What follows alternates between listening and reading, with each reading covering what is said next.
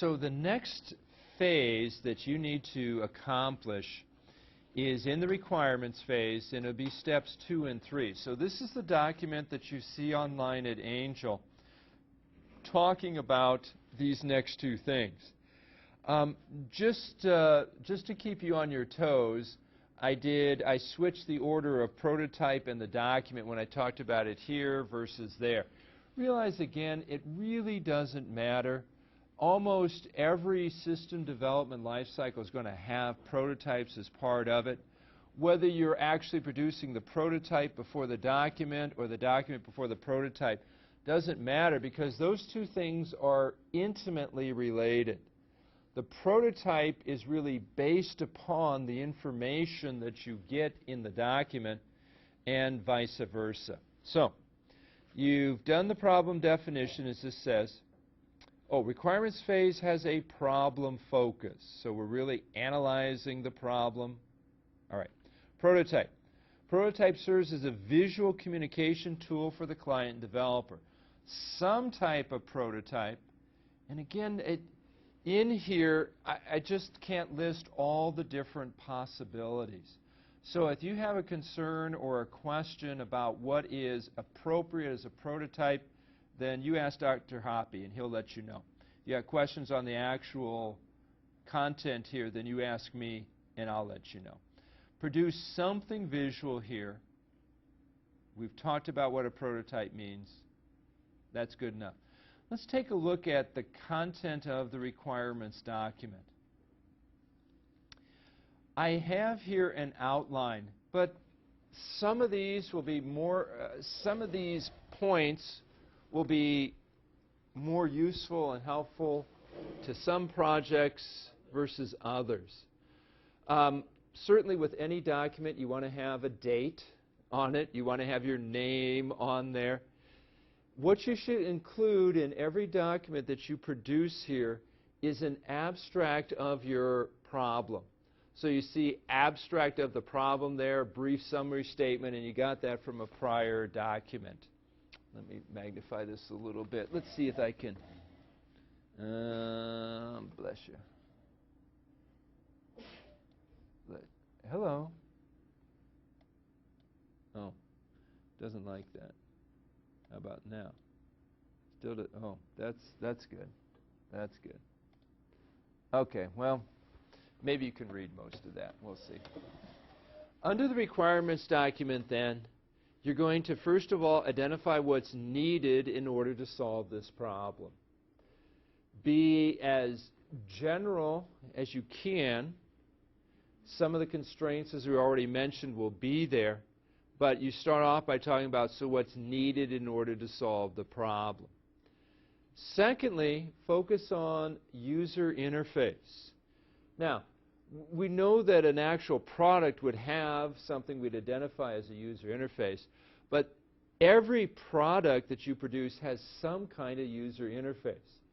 Even if you're just creating an investigatory document, there's a user interface associated with that. So I want you to think about the concerns and goals related to the user interface. To get an idea for some of this, I'm going to refer you back to the 20 course, CSC 520, 820, with the book Interaction Design. If that seems to be hard to locate, then take a look at Computer Science and Overview. I was going to bring my book because I don't have all the sections memorized, but there is a section in there. There's also an area in Chapter 7 of the Brookshire text that talks about interface concerns. And I forget exactly what section that is, but it's under Chapter 7 there. So think about some specific concerns and goals for the user interface. Include those. You need to identify and describe the outputs. In IT, we solve problems by generating information. So what information is your product going to generate? What does it need to do? This is not just for a software product. It's not just for a website or an app. It's also for those informational types of projects too. What information are you going to produce? what information needs to be generated. The constraints of the project, maybe I've already said, you've got to work in the Windows Server environment. Maybe there's an actual piece of hardware like a TouchSmart. Maybe there's an actual piece of software like Deploy Studio or what have you. If that was part of the original project, that you saw that when you chose them, then you know what? That's a constraint. You can't modify that. You are constrained because that's really part of the requirements.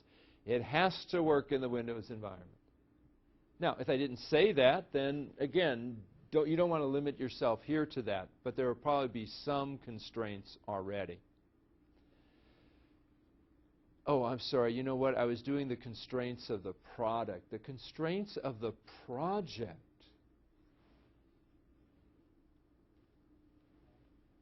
Time? Absolutely. This project is complete on May 3rd, 2013. That's the date. You'll have everything. You have all the documentation submitted. You'll have the actual product submitted. Everything will be done on May 3rd. Okay? So that's a primary constraint of the project.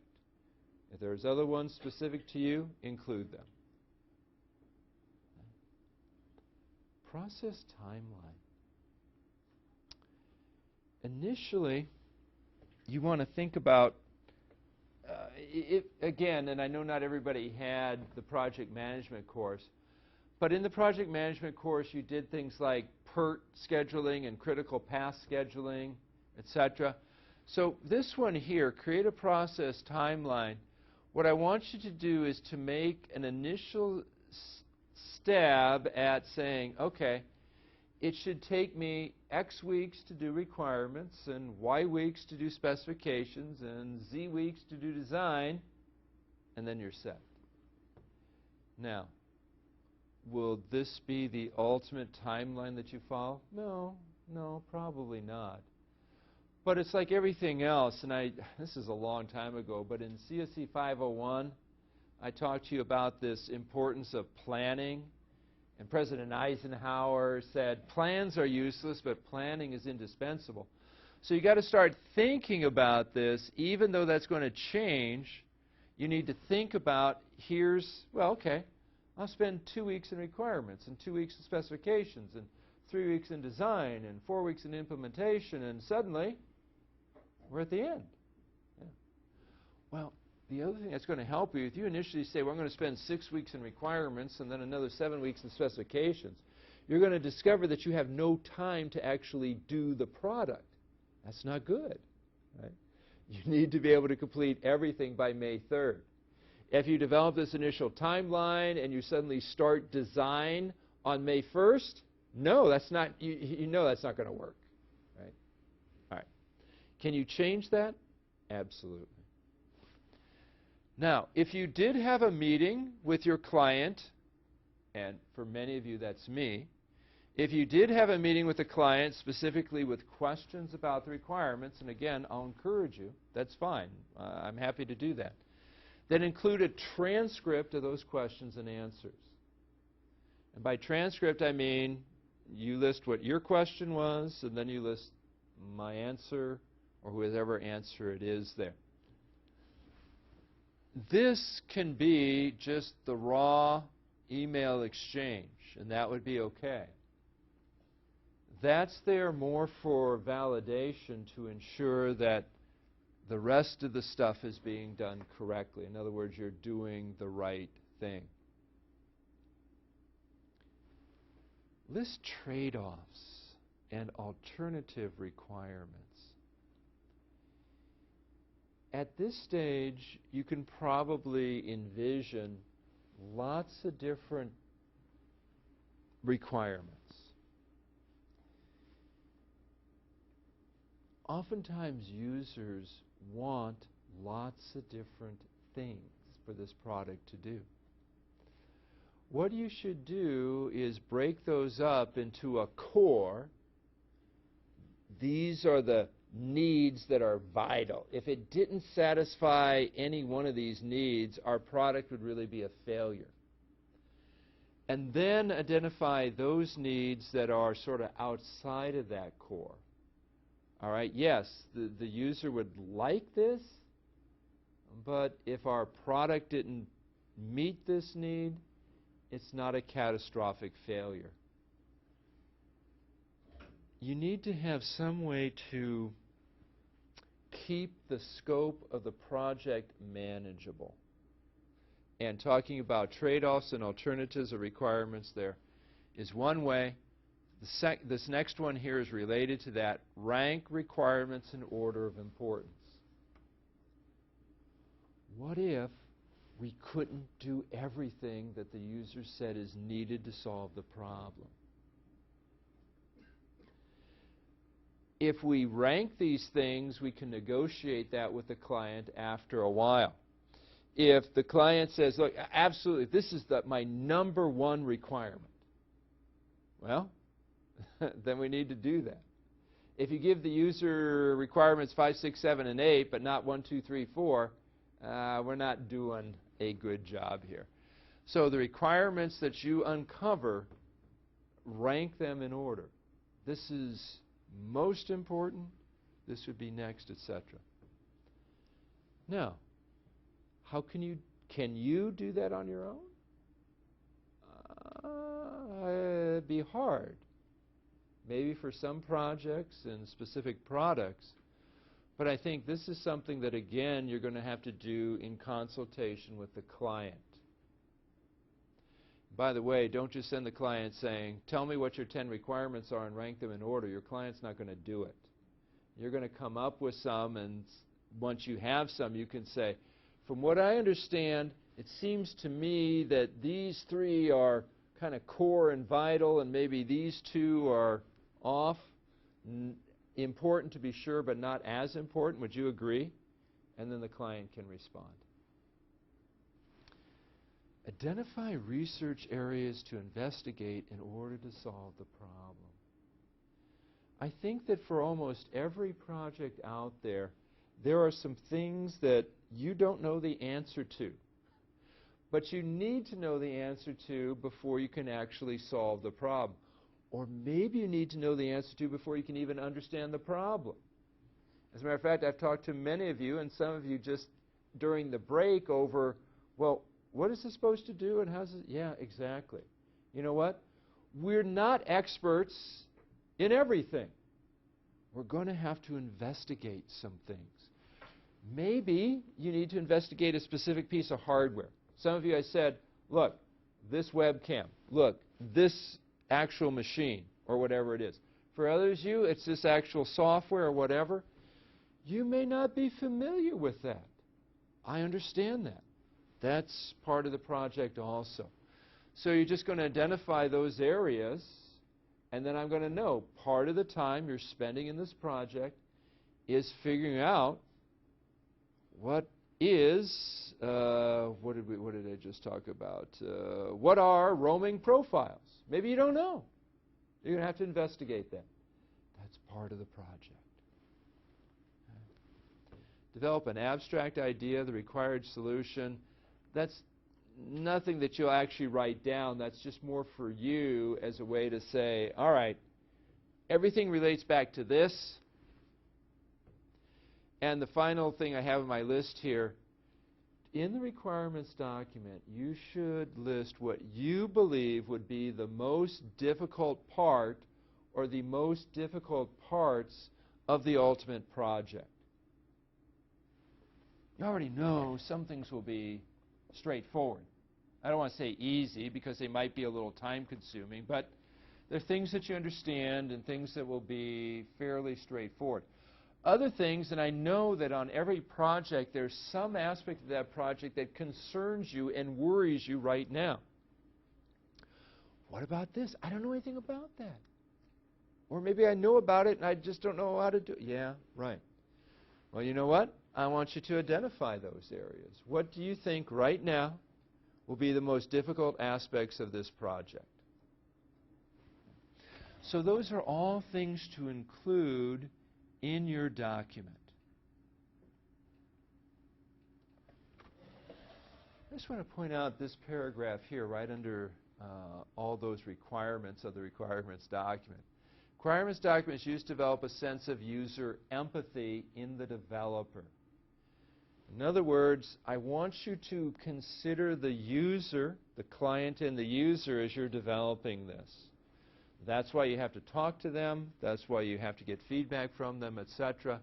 This is really a way for you to think about the user's problems, and what the user would need in order to solve the problem.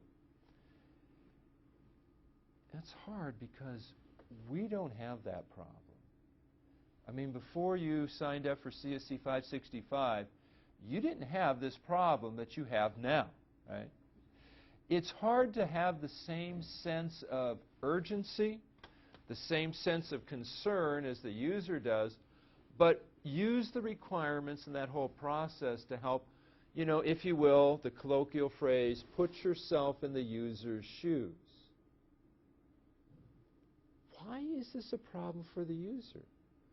Why does this bother the user?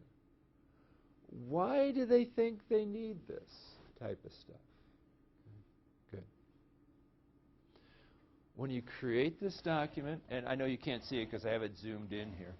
When you create this document, what it says down here is, this document is a draft, but be careful. A draft is not rough, unfinished, and unpolished.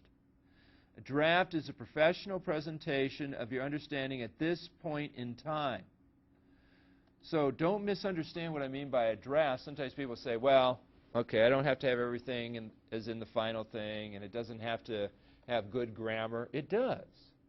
But by a draft, I mean it may change, either from feedback from me or by further specifications, and so it goes.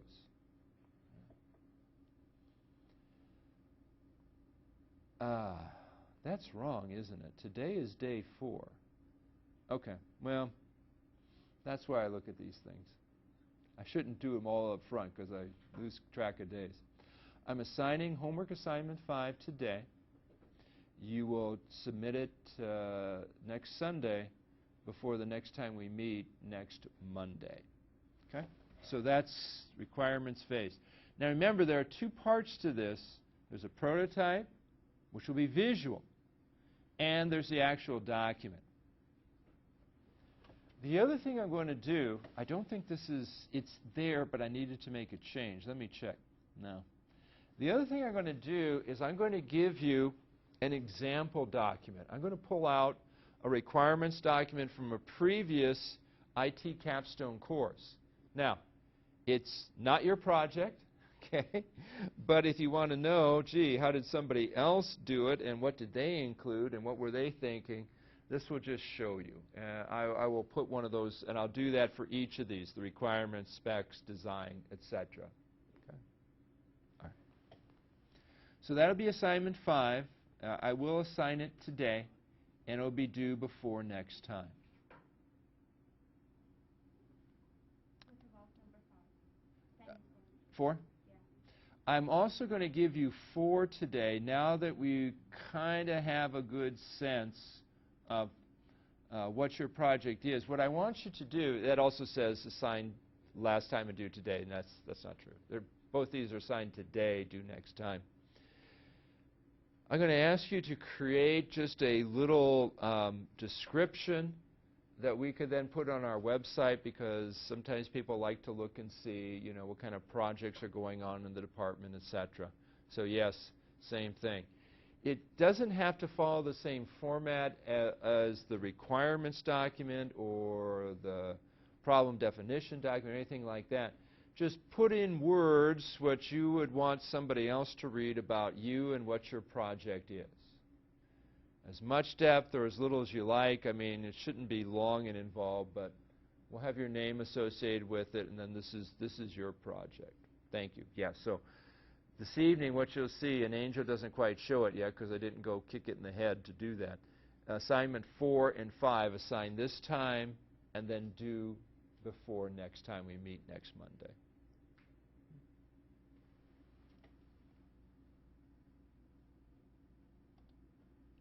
we talked about specifications. So let me show you this document. This is not being assigned today. All these days are now one behind. But I am going to assign number 6 next time and then ask you to submit it the following time. We will meet next Monday. However, we will not meet all together as a class. Oh, okay. Scratch what I just said. We're not going to meet all together as a class next Monday. You will have the opportunity to meet if you desire. Is that what we decided, Jacob? Yeah, okay. We'll meet if you want to so you can interact with Professor Hoppe. And these would be primarily for questions of, content in the document, or does this look like it's, a good prototype, or, gee, now that I've thought about this, maybe I need to make a change or something like that. So just as you did last week, Professor Hoppe is going to have online at Angel a sign-up under the discussion, and you'll pick a session. But last time I asked you all to meet with him. You do not have to meet a week from tonight if you don't want to. If you feel comfortable with your project so far and you've got good feedback and you felt pretty good about what you turned in for the requirements document, then you don't have to meet. I'll encourage you to meet, but that's not a requirement. We will meet as a class all together 2 weeks from this evening, though. Okay. Now, next Monday, for those of you on campus, on Angel, I'm going to assign number 6, which is the specification phase. So even though you may not come to campus, be sure to take a look. That's why I talked about specifications this evening. Specification phase has a solution focus. The requirements, we had a problem focus. So now we're going to take a look at the solution. You're analyzing possible solutions to the problem at hand. As I mentioned before, we're going to have to answer the what questions. What features are needed to solve the problem? What does a good solution look like? What are the inputs? What are the outputs? And so it goes.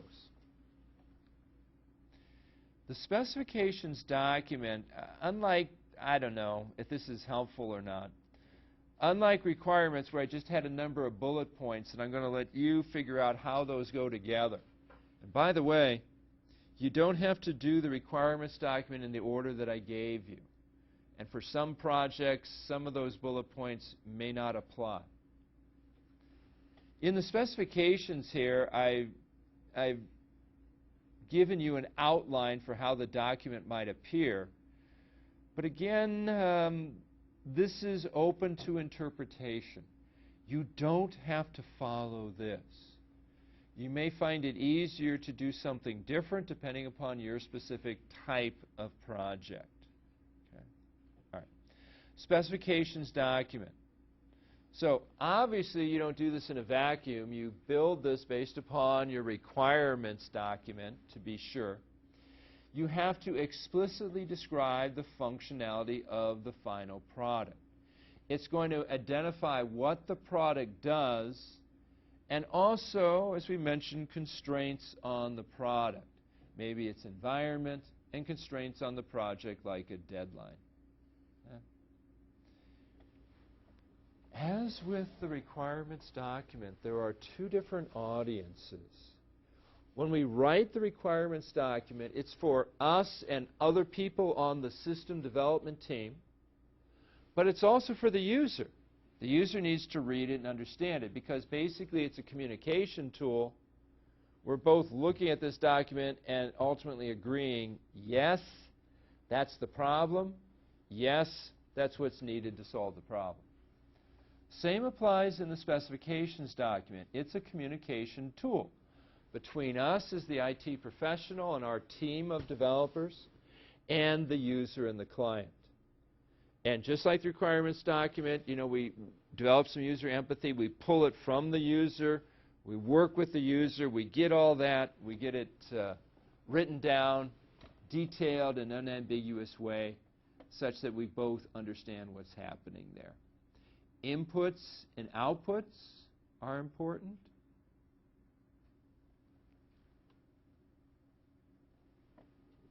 It's hard to write a document that serves two different clientele well. Specifications has to serve the IT professional.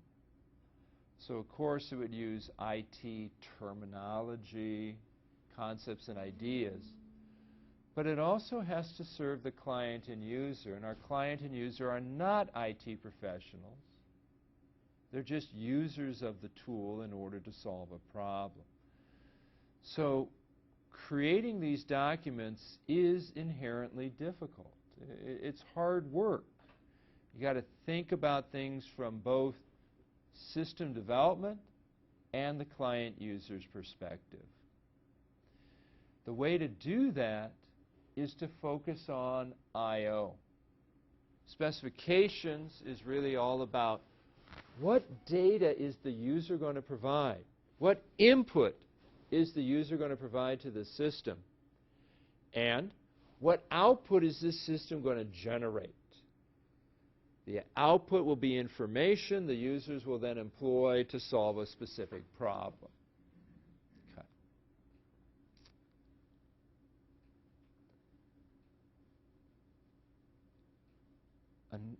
Another difference between the specifications document and the requirements document is there is more specificity in the specifications document. I'm wondering if that's redundant. What I mean by that is you're going to use quantities. You're going to use measurable terms here. In the requirements document, we try not to get locked down into specifics. For example, we wouldn't really want to say in the requirements document like how the time of processing. Our web-based inventory system. Once we execute a query, we need to have the results displayed to the user within 0.3 seconds. Typically not in the requirements document. Something like that might be in the specifications document. So what you want to think about here is measurable terms.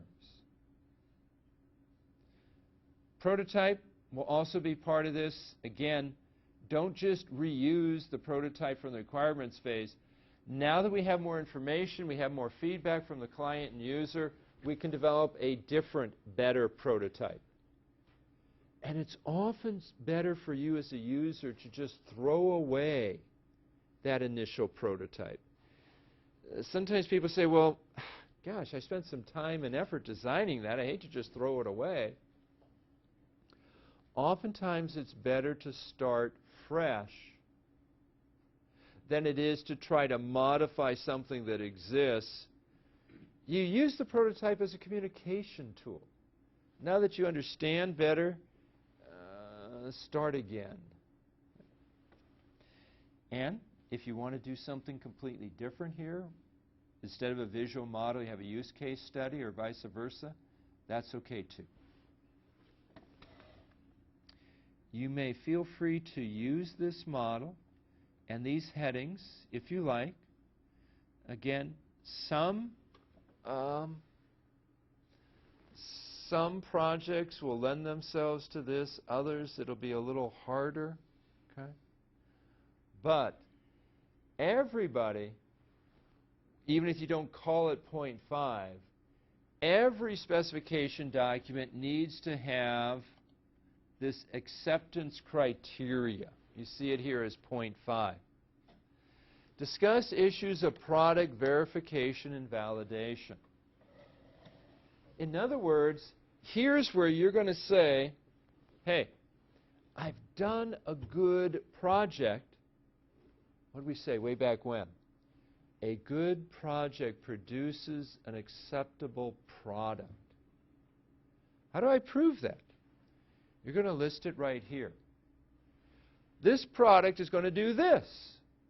The user will accept this when the product does this.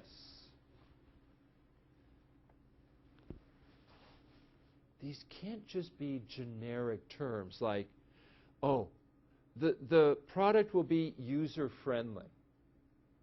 That doesn't mean anything.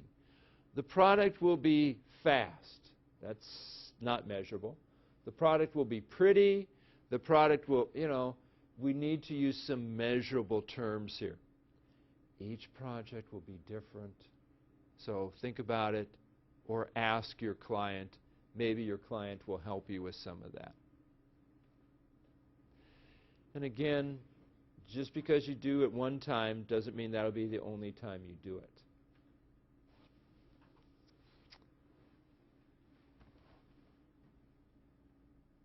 Redoing this documentation. Sometimes, many times, I will ask you, okay, here's my feedback, now resubmit this. Even if I don't do that, you should be revising your documentation. Because what I'm expecting is what you submit at the very end, all this process documentation, will be somewhat different from what you submit at the beginning. You're going to understand more. So you want to constantly go back and forth. So for example, let's say you submit a specifications document and I offer some suggestions. If you never make those suggestions and just submit that original specifications document with your final process documentation at the end, I'm going to say, no, I wanted you to change that. Even if you do resubmit stuff, and I say, shake my head, yep, this is okay, you still may have to change that because as you go through the project, you'll uncover additional information. You'll likely make changes to the specifications and the requirements, even during design. So your final documentation should match your final product. If you do this stuff as you go along, submitting the final documentation will not be that hard. You've created initially, you've made changes, and as you think about things, you'll say, oh yeah, wait, if I do this, then that means in my requirements I got to change something back there. Just fine, go back and do it. Keep that all updated, and then submitting it for your final process documentation will be pretty straightforward. Okay.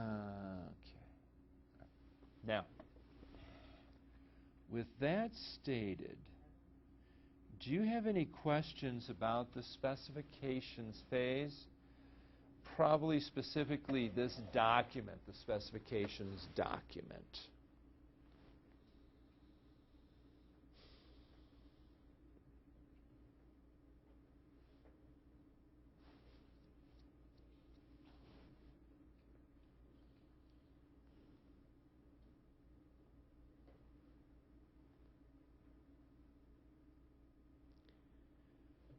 I know they'll probably come up, so you'll have to contact either Professor Hoppy or myself and get some more feedback on that.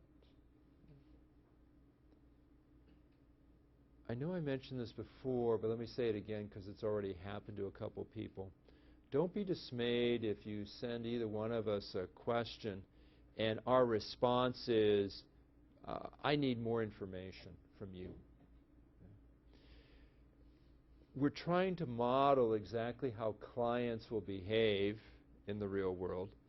And although the question seems perfectly understandable and valid to you, it may not be to the user. So don't be put off. I mean, yeah, we probably know the answer to the question. But if they think your question itself is not worded as best as it could, I may send that back to you. Don't let that bother you at all. It's just part of the process. Okay. So, and by the way, you can see, let me look at this. Other than seeing the examples which aren't there yet, I think this is the entire scope of all the assignments. I got to think about that. I think you can see everything now. And, I didn't want this to scare you initially, but as you can see, I mean, assignment 6, well, that's halfway, maybe a little bit more than halfway out of the 13 there. Assignment 7, I'm going to ask you to upload the amount of time you spent on the project. That was assignment 2, which you haven't had to submit yet. You'll do that, let's see when okay, no. Everything's like pushed ahead a day. This is my mistake. So at day 6 in a couple weeks, you'll submit that for day 7. After the front end development is done, and other than dealing with specific questions, I'm not going to talk about front end anymore, the required specifications. The next time we meet in 2 weeks, I'm going to talk about design. We'll probably spend the entire time talking about the design phase of the system development life cycle. If you look ahead, you'll notice that there are 2 parts to design. And then we will ultimately come back and talk about implementation. And probably as we talk about implementation, we'll also talk about, what you're going to submit ultimately and finally.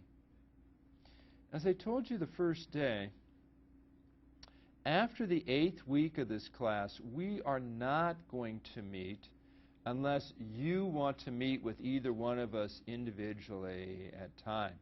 So the 8 weeks is over on March 18th. That would be the last day that we meet as a class, unless I'm still trying to structure some things just right. Maybe we have individual meetings that day. I'm not sure. But we do not have meetings scheduled. March, by the way, this week, if you don't know, means nothing to you, is undergraduate spring break. This last week in March, beginning March 24th. No undergraduate classes meet. Many graduate classes do. I just decided when I put the schedule together that there are no MSIT courses beginning here. This may not apply to any of you, but the first 8-week session then is done here on March 22nd. And then the session B for us in the MSIT program begins the week of April 1st. So after we are done meeting as a class, we will have stepped through all the phases in software in system development. We'll talk about the actual product, process, and project, and what you need to submit at the very end. And we'll be all done with that. And then you will be using those last several weeks just working on your own. Certainly you can interact with me, but after class is over, notice that there are 6 more weeks, so 8 and 6 is 14. And there we go on May 3rd, then we're all done. And I want to warn you, your project needs to be completed and accepted on May 3rd. If not, we run the course in the summer, and I'm going to ask you to do it then. I don't want to have to do this. I don't want folks to have to do the class over again, but I just want to overemphasize that being done on May 3rd here is very important. Professor Hoppe and I are going to need several weeks to try to go through all these things and grade these things. So, graduation is on the 18th. So we would like to know. Some of you might want to walk through graduation then. Okay? Good. Now, I know I mentioned this in class, but I don't have a link here. Everybody remembers if you are graduating or planning on graduating this spring, that you have to let the registrar's office know about that. I'm going to find this link, and I'm just going to post it here on Angel. This is actually on the CUW site.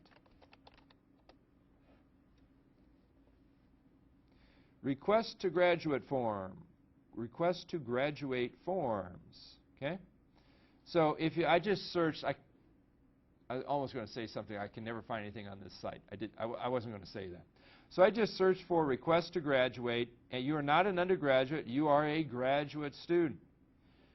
If your goal is to be done with the program in May, then if you haven't done so already, you need to fill out this form. By the way, it doesn't matter whether or not you want to walk through the graduation ceremony or not. This is to ultimately get your diploma. So that's pretty important, right? You are Master of Science in Information Technology. So that's us right there, right? So select that one. You'd be surprised. That's us. Actually, what's more common is I get other people in other programs selecting this, and I don't know who this person is, okay? You will select spring, okay? Fill in the year. Fill in, this is important. What you type in, can you see this okay? What you type in that name field is how your name will appear on the diploma. So you get to choose. You know, Concordia has your name in a certain way. It was based upon when you were admitted, etc. However you want it to be on the diploma, type that in there, double check the spelling, that's what's going to be there. Of course, like everything else, you need your student ID number, etc. Okay? If degree receiving has a reference number, you do not. You're just MSIT. And then attending the graduation ceremony. I think I told you the first day, I'm going to encourage you to go through graduation, the actual graduation ceremony. We hold graduation ceremonies twice a year, in May and in December. In May, there are two different graduations that happen. There is a graduate graduation ceremony. That's Friday night. And then there's an undergraduate one, which is Saturday afternoon. So, I know the date's not on here, but where's here? Yeah, 17th or something like that.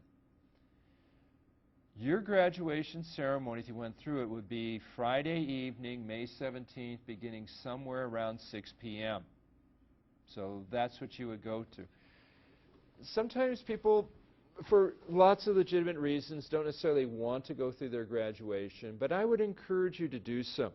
The graduation ceremony isn't just for you. It's for all those people that supported you. I mean, you've got parents and relatives and friends and significant others. There have been a lot of other people supporting you along the way. And it's really a way for them to participate with you in this culminating experience.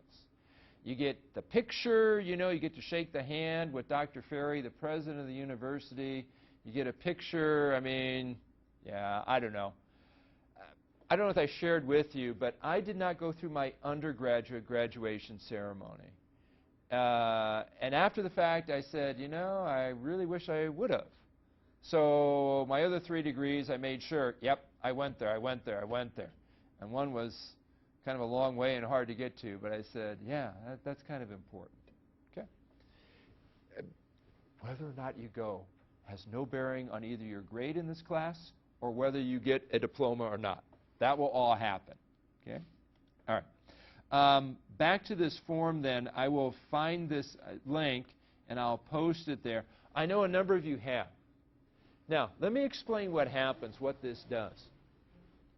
When you fill out this form, the registrar's office receives it, and then they will immediately send me a confirmation that you did this. After capstone is done and a grade is recorded, then I take a look at, make sure you've completed everything else in the program. And at that time then, I send a note to the registrar and says, this individual has satisfactorily completed all the requirements of the program. Then the registrar double checks me. Not that he doesn't trust me, but he also looks through everything. Okay, you know, the requirements in our degree program, like every degree program, every graduate degree program at Concordia, you must have a minimum 3.0 GPA. You must earn a B or better in each class. And so you must have, in our program, 39 credits and all that kind of stuff. If there's some discrepancy, then the registrar contacts me and I'll say, yeah, that's okay. The student and I had an agreement about this and everything will be okay. If you are not, if for some reason, let's say for example you're taking an e-learning class or something like that, and when I look, you haven't completed every other course,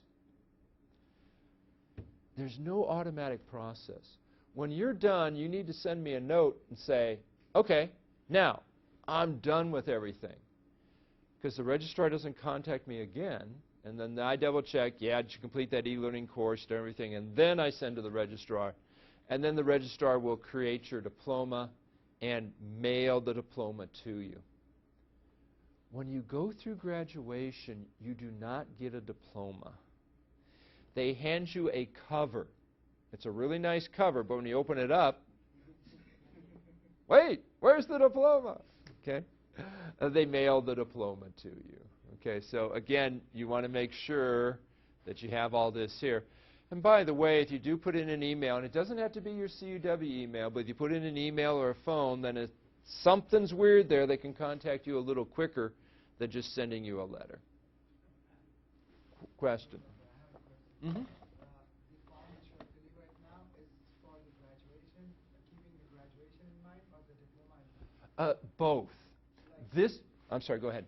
Mm-hmm. because my family, they're coming in December. Okay, yep, Graduation. okay, great. Now, unfortunately, this form, okay, you can do that. Yep, here's how you do that. What you would do, let's say you want to be done, you know, in May, okay? But family can't come until December, fine. Then you select fall here. So that would be December graduation. They would know and they would push it ahead. And still fill this all out, because what will happen is this. When you're done with this class, at the end of May, then they'll mail the diploma to that address, and you'll have it already, so everything is completed. But yes, you can walk through the ceremony later. Yeah. And if you have any questions about that, and I know I've talked to a couple of you with kind of a special circumstance, talk to the registrar or somebody in the registrar's office. Dr. Steve Montreal is our registrar, and if you have a special circumstance, I know every once in a while somebody wants to walk through a graduation ceremony even though they won't be done until June, you know, with a class. I don't want to say that's always allowed, but I know of cases where that's been okay. So, or, you know, I want to hold off just like this one. That one's not a problem at all. But yeah.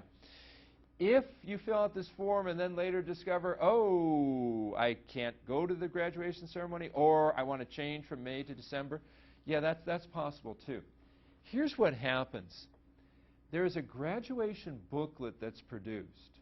So at graduation, there's a thick book that lists all the graduates and your degrees and all that kind of stuff. You only get included in that booklet once. So for example, if you said, I want to be in the May graduation, and then on May 15th you say, oops, I can't make it. Well, your name is in that May booklet. Now, could you possibly walk through the next December? You ask the registrar, they may allow that, but they're not going to put your name in that December booklet. Your name only gets in one booklet. Yeah. Okay. We don't want people graduating over 4 years with the same degree. That looks kind of funny. Yeah. Okay. Good question. Right. Question. Mm-hmm. Do you plan any extra credits for this particular course? Great question. Any criteria for that? Okay, the answer is no. Any extra credit for this particular course? The answer is no. It works out sort of like this. Each of the assignments has a point value, and I will assign a point value to it. But truly, what we're going to look at, Professor Nhapi and I, we're going to look at the final product. Okay? So let's say, for example, that the first time you do problem definition, it's not very good. I'm going to assign a point value to that, you know. Maybe you got an 8 out of 10 or something horrible like that. Well, don't worry about it, because the idea is to, the next time you do it as part of the final thing, it should be better. So no extra credit per se in this class. And what has been the maximum GPA for the MSID program from the time that it has started? Students who might have got it. Okay. Do you want to know how many students have graduated total? The GPA. Oh, okay. If anyone has got Oh, the highest oh, okay. The question is, you know, GPAs and the highest GPA. You know, I don't know the answer to that question. And the reason why is because in the graduate program, in our undergraduate program, we have honors, graduating with honors in different degrees. There's a summa cum laude, there's a magna cum laude, there's a cum laude. We don't do, the CUW doesn't do that in their graduate program. As a matter of fact, I tried to do this, and the registrar said no. As a matter of fact, I wanted folks that had a GPA of 3.8 or above out of 4 to graduate with distinction, to have that on their diploma. But the registrar said no. He has some reasons for that, and a lot of the reason has to do with other programs don't do that, and he didn't want something special just for us. So, you know, honestly, I don't know. I'm almost certain that I've had people graduate with a 4.0. I'm almost certain. Now, it hasn't like been 1,000 of them, okay? It's been 1, 2, or maybe 3. Do you have a 4.0? Okay,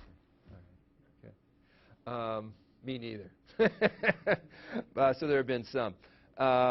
Yeah, you know, that's a good question. I should investigate that. I should actually look at, you know, what has been like maybe the median GPA and the range of things or whatever.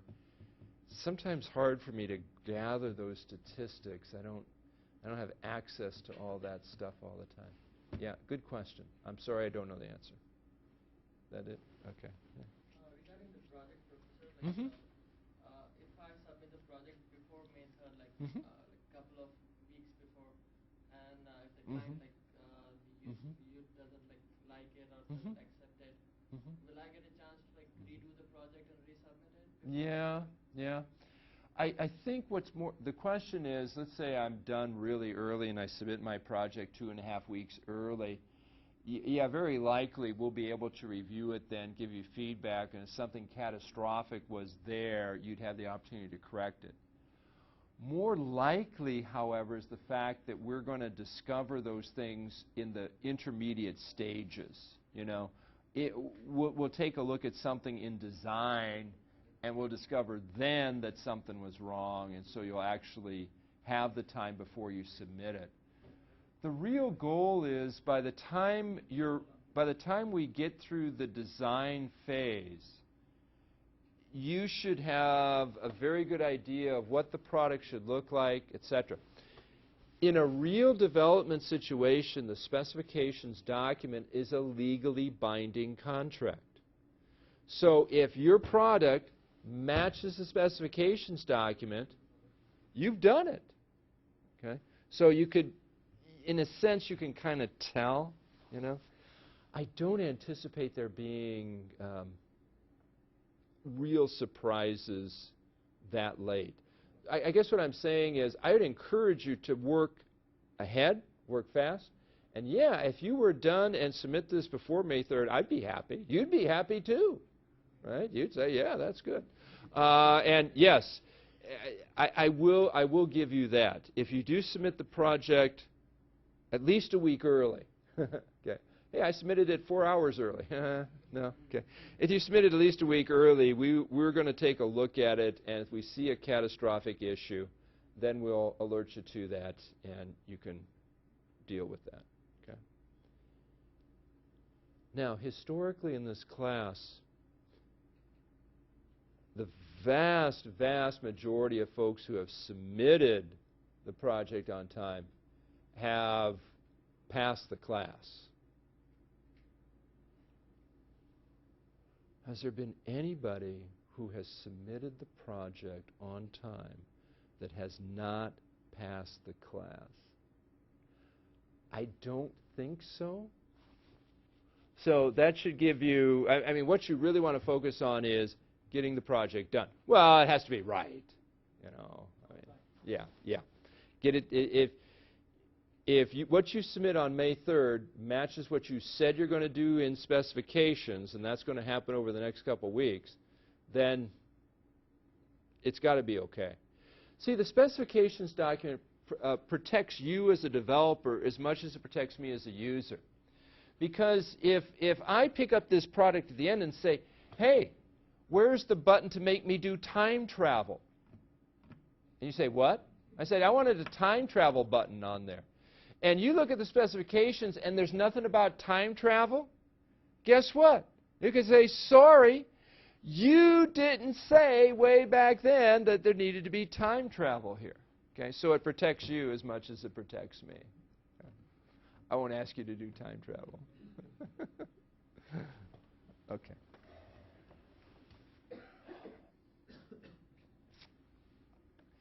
Any other questions? Go. Like if we are doing project on a specific course in the curriculum, Mm-hmm. can we like take help or like take Mm-hmm. suggestions from the specific course instructor? Like, Yes. Mm-hmm. Like if we are doing a project in programming, Mm-hmm. can I take help with Professor Mike Littman? Yes. Yep. So the question is, if the project dealt with creating these course ancillary material things, can I get some help from the actual course instructor? The answer is absolutely. Yeah. So if you chose the 35 sequence, then absolutely you can interact with Dr. Littman or, yeah, whoever the course. And if you don't know who the course instructor was or might be, then contact Professor Hoppy or me and we'll let you know. And, yeah, absolutely. Good question. Okay? Question. Are you going to monitor whether we are doing everything on time? Or Yes. also make sure that we are going to submit the project Yes. before making Right. One of the reasons that I have Professor Hoppy here with me is actually one of the things I found that I cannot do very well when I'm dealing with a fairly significant sized class like this is just keep asking you, how are you doing? Sometimes people fall between the cracks, and that's what's caused problems. You know, I've had a couple of very unfortunate instances. People didn't complete the project, and in reviewing that, I said, you know, I could have done a better job. I could have kept bugging them. Hey, what you doing out there? So yes, Professor Hoppy, beginning over the next couple weeks, is going to be in communication with you. Not this week, but maybe beginning next week or whatever. Once a week, he's going to be sending out an email message. He's going to say, well, he can phrase it how he wants to, but how's it going? And if you say fine, he's going to say wrong. What he wants to know is, where are you in the process? Have you completed the specifications phase? You know, there are going to be due dates for each of these things, but different projects are a little different. Some projects, there's a lot of work in the specifications phase. Other projects, not so much. So although the specifications phase I'm going to assign next week, week 5, be due the week after that, for some of you, you may not be able to get it all done then. And I want to be able to say that's okay, but then I sort of lose track. You know, who did I say it was okay and who not what? So, yes, Professor Hoppy is going to be continually asking you where you are in the process. Okay? And that will become more important, especially when we're not meeting. Did that help? you're going to tell that you are very slow with your project or else you're running perfectly. I mean, yeah, you can offer that information. He can probably tell that. And I guess one of the things I'm going to ask Professor Hoppy is, you know, again, some projects probably require more effort in the specifications phase. So then he's not going to worry so much. Because he said, okay, you got to put a lot in now, but implementation, that's going to be really quick for you. Those informational projects, the implementation is basically all the documentation that you're developing along the way. So you don't need 3 weeks or 4 weeks to do implementation. After you do specifications in your design document, you basically have it. Now, other projects like, you know, creating an app, yeah, you know what, you're going to need that 4 weeks. So he's going to help me try to make sure that we're all on target there. Yeah. other questions? Sir? Question about the difference between specification and implementation. Okay, sure. They are both have functions and features, and they both contain like specific information and deliverables. Mm-hmm. What's the difference? Okay. Now, are you asking what's different between requirements and specifications? No, specification and and the implementation. Oh, and the implementation. Okay, okay. Implementation is basically now, okay, here's the difference. We can all sit around here and say, this is what a DVR ought to do. This is what a digital presenter ought to do. Here's what a smartphone ought to do. Now, if we end there, we don't have a product, do we? So implementation is taking, actually there's an intermediate step, we've got to do design too. But it's taking those specifications and now actually putting it into something real. So if you're, for example, if your project is the TouchSmart thing, your specifications are going to say, okay, it needs an app and it needs to be like this, but that's not the actual app. That's not the actual thing. In implementation, you're going to get that physical piece of hardware and that piece of software together working such that now when somebody walks up to the machine, they interact with it. I mean the different parts, not the physical, because I should document the implementation. Oh, okay, so between, The document. okay, so the document for specifications and the document for implementation? There may not be an implementation document per se. Yeah, I mean that. Okay, yeah, so then there's, for many of them, implementation will be making the actual product, not writing about it. Does that help? Yeah. Okay. All right. I don't know if I've actually answered the question well enough, but okay. It will become a little clear when we actually get to that point. Part of the problem with this is we're learning the process too. Developing a system is hard work, even if you're already expert in the process. So, okay. Good enough? All right, good. Anything else right now on your mind?